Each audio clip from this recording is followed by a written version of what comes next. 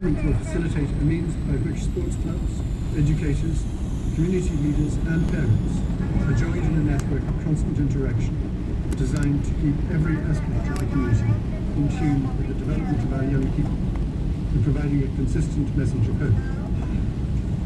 This national strategy will build upon the recommendation of the report of the Joint Select Committee from 2011 for a National Youth Summit, expanding that vision from a one-off event to a continuum of intervention and assistance.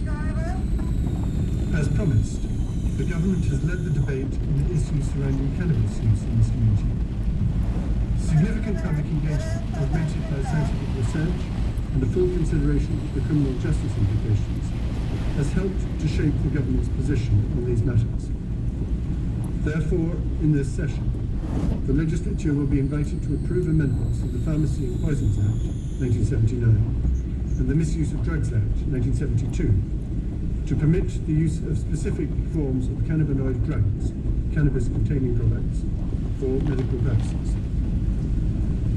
Additionally, in consultation with the Office of the Director of Public Prosecutions, the Bermuda Police Service, and the Ministry of Legal Affairs, the caution policy will be amended to permit greater discretion on the part of police officers when dealing with first-time offenders who might otherwise have been charged with simple possession of cannabis.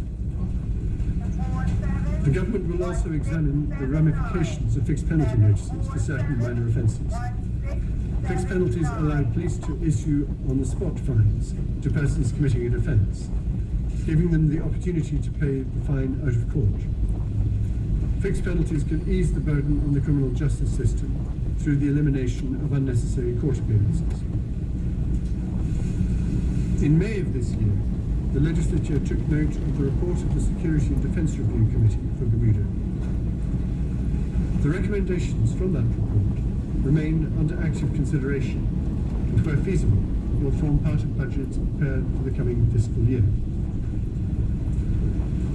In the spirit of one finding of the report, the government has supported the secondment of a senior police officer to the Ministry of National Security to act as a disaster planner, secretary to the Emergency Measures Organisation, and to develop a strategy for the management of large-scale public events. This role will enhance the island's preparedness for natural disasters and provide a single point of contact for those who have found it difficult to navigate the bureaucracy of permissions required to successfully promote and host large public events in Bermuda. During this session, the legislature will be advised of a comprehensive plan to extend ambulance coverage in the eastern and western ends of the island, whilst maintaining the core service in the central parishes.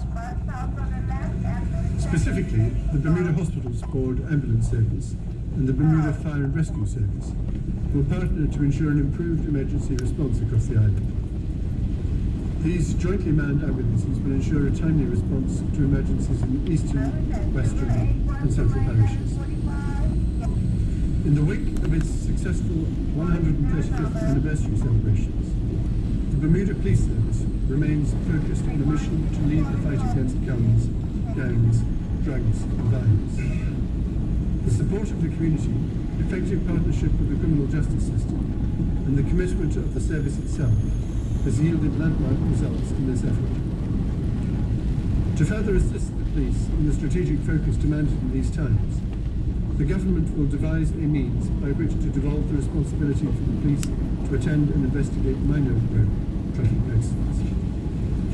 Suitably qualified individuals, including existing traffic officers, can be licensed to conduct these investigations to the satisfaction of the parties, the courts, and insurers.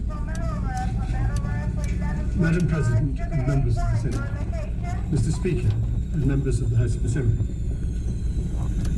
Madam President and members of the Senate, Mr. Speaker and members of the House of Assembly. Bermuda must continue to be a society that protects its most vulnerable. The recent meeting of the Interpol Specialist Group on Crimes Against Children was a sobering opportunity to hear from leading experts on a problem that is ravaging lives, families and communities across the world. Bermuda is no exception. Government accordingly has is assessing what new measures can be taken to protect and support children, starting with amendments to the Criminal Code Act 1907, outlawing simple possession of child pornography. Madam President, members of the Senate, Mr. Speaker, members of the House of Assembly. Domestic abuse is a serious problem in Bermuda, creating untold trauma for its victims, women, children and men, and giving rise to other social ills. The extent of the problem is particularly troubling, with a 2011 Government Health Survey reporting 1 in 3 women affected by domestic abuse. The government recognises there is a need to do more in terms of education, intervention and support for the victims and the perpetrators of domestic violence. To that end, the government will form a committee to review domestic violence in Bermuda with an initial focus on protective legislation. Madam President and members of the Senate, Mr. Speaker and members of the House of Assembly. The government recognises that poor health can have serious ramifications for individuals and families, and that the cost of care may limit a person's ability to provide for their dependents. The government also recognises that Bermuda's healthcare system in its current form, and as it currently operates, is not financially sustainable in the long term. To address the strain the cost of healthcare places on families and Bermuda's economy, and to provide the most effective care possible, the government will introduce the Bermuda Health Plan, which will put prior healthcare proposals in the context of today's economic climate and reprioritise health system goals. The purpose of the Bermuda Health Plan is to provide a strategic approach to improve equity, quality and sustainability of our health system. Its mission, and that of the Ministry, is healthy people in healthy communities. The key objective of the plan will be to review the government's hospital subsidy programme to provide for universal access to basic health coverage based upon need,